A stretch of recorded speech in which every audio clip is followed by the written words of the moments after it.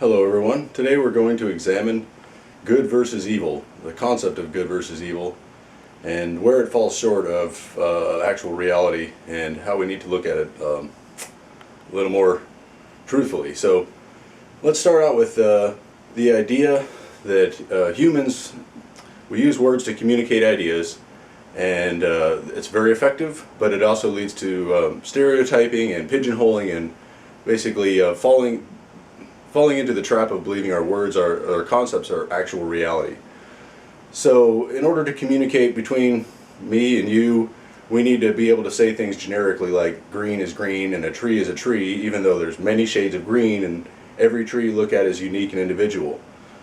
So it would be impossible for us to communicate if every tree had to be something unique and we couldn't call it a tree. We wouldn't be able to communicate with each other if every single one had to be unique. So we do have these generalizations, or we'll call them stereotypes, where we label something and then we fall in the trap of just thinking that's a tree. But each tree is a unique and separate thing. Okay, so now we have good and evil, and we look at these as we fall into the idea that because there's a word for it, it's a separate, unique thing. Good is different than evil. They're separate things completely. And my belief or argument here is that they're not completely separate things. They're actually two sides of the same coin, or two ends of the same magnet or pole, or polarities of a magnet, north and south. And you can't have a good versus evil, because it'd be like north versus south, left versus right, heads versus tails. They're actually part of the same thing. Large versus small. What is large without small? What is small without large? What's long without short? What's short without long? They don't exist as absolutes. They exist as relatives to each other. And it's the same with good and evil. So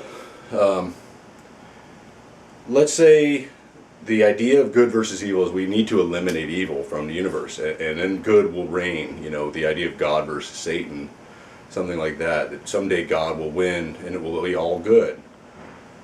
Well, imagine trying to read black print on a black background, or white print on a white background. You can do this with a paint program on your computer. You can put white text on a white background. You will read nothing. It will look like there is nothing there. The computer will actually think there's text there, but your eyes won't see anything because it's white on white or black on black. So the idea of a universe without contrast, without a good and evil, you would have nothing to see, in a sense, is what I'm saying. So without white and black as a contrast on paper, white on black or black on white, you won't be able to see anything. There is no contrast. Without light and shadow, there's nothing to see. If it's all white, you're blind. If it's all black, you're blind. There's no experience anymore. And I'd say the same thing is true of good and evil. You can also say pain versus pleasure. Let's remove all pain from the universe so it never exists. Never suffering, ever. Well, then how would you know what pleasure is?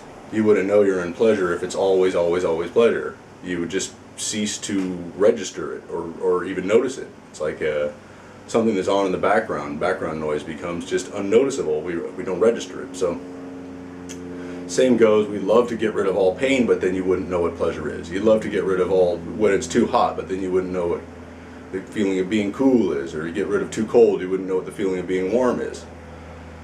So yeah, you couldn't be happy without being unhappy sometimes, unfortunately.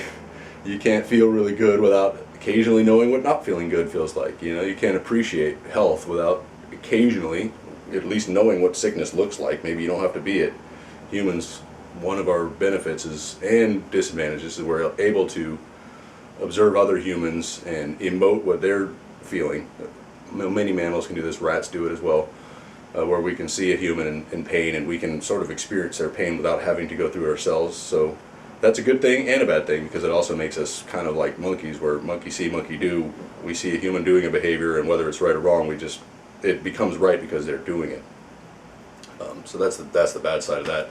The good side is, yeah, we don't have to experience everything for ourselves. We can experience it through somebody else, sort of vicariously go, okay, I know I don't want to, land my skateboard and break my leg, whatever it is. So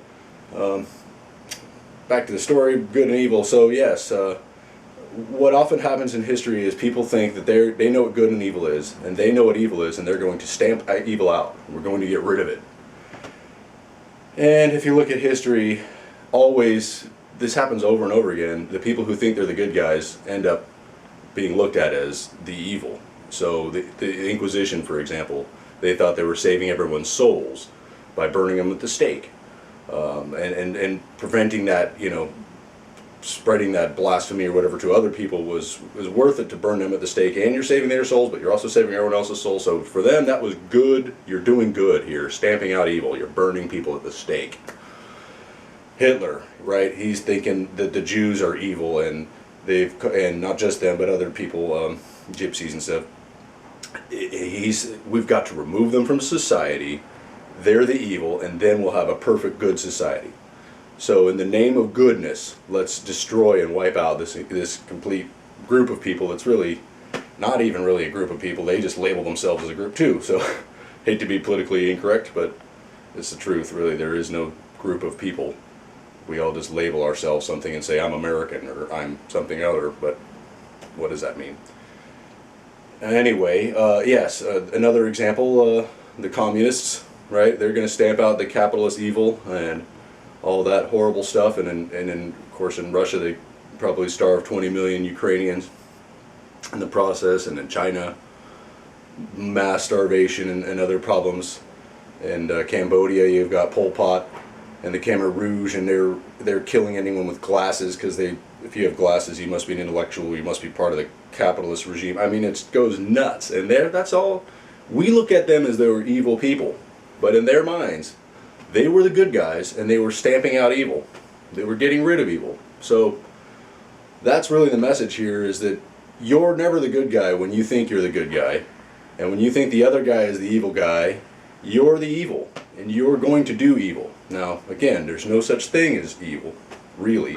There's just spectrums of behavior, and we, all as humans, can kind of agree on certain things that are quote unquote right and wrong, although situationally everything is different. Someone steals bread to save their family from a powerful rich lord that won't allow them to have any food, and is that are they doing bad by stealing from the tyrant?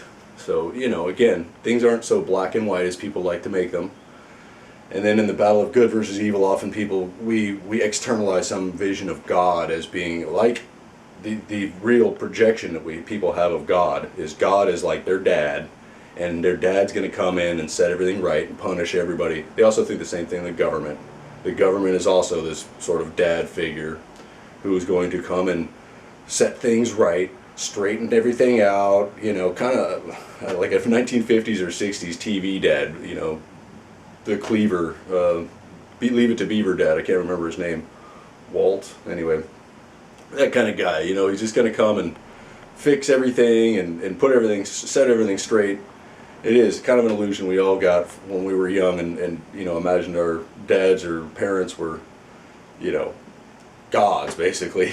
Could handle everything and knew everything and could take care of everything. And so we projected that into our parents when we were children, and then as we grew older, we changed that projection to our God and our government, that they're going to be the ones that set everything straight and fix the bad guys, and when he dies he's going to go to hell, and my godfather is going to punish them as needed and set them straight. So unfortunately I don't think any of that's true. I don't think there's a God out there who created people to be confused and not know what's going on and create many different messages and many different possible prophets, and let's see if they don't get the right prophet, then we'll send them to hell for eternity, because that's what a really nice, loving creator God would do. Let's, create children and confuse them with many possible messages, but there is one right one. If they get that right, they get to spend all time and somewhere, whatever people fantasize of perfection forever and ever and ever and ever and ever, hanging out with the people and ever and ever and ever and ever. And does it ever change in heaven, or is it perfect trees that never change? Do they grow or do they not grow? Nobody ever questions it, because it's beyond knowing. Well, how do you want to go someplace, desire to go someplace you don't even know what it's about? Yet people put all their beliefs and hopes in, I'm going to go to heaven when I die, even though I have no idea what it is. you know, are the streets paved with gold? What's gold worth if everyone has a house made of gold? Do you really want to sleep in a house made of gold? Is that really great? I mean, people have crazy ideas, but I know I've gone on too long here and digressed. Hopefully you get the point. There is really no good versus evil, and usually when someone thinks they're good, they're about to commit what we would call evil.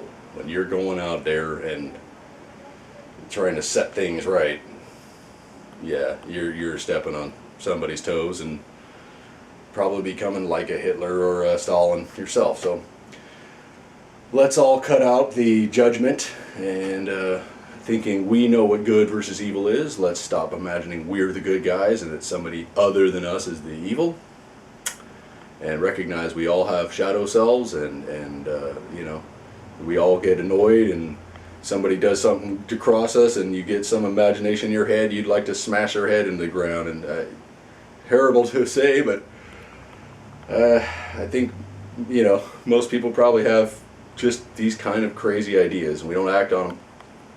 We know better, but we're you know, an animals, we don't really control everything that comes into our minds, all kinds of crazy thoughts. Anyway, yeah, I've gone on long enough. I hope you guys get the point. Good versus evil, kind of a strange concept. Most of the world's stuck in that belief. They think that there's something real to it. Gosh, I hope we grow out of that soon and become a little more mature than children who see everything as black and white.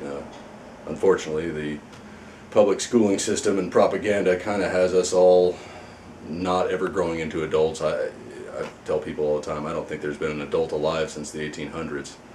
I think that, you know, public schooling has basically infantilized us or made us children, and we can't really grow out of it, and then we become adults and teach the next generation to be more like kids throughout, and then they become children, adults, and do the next to the next generation. And you can see 5-6 generations past the 1800s when they started public schooling, and all we are is a bunch of people who want to be told what to do and look to authority and, you know, want to please the teachers and authority figures.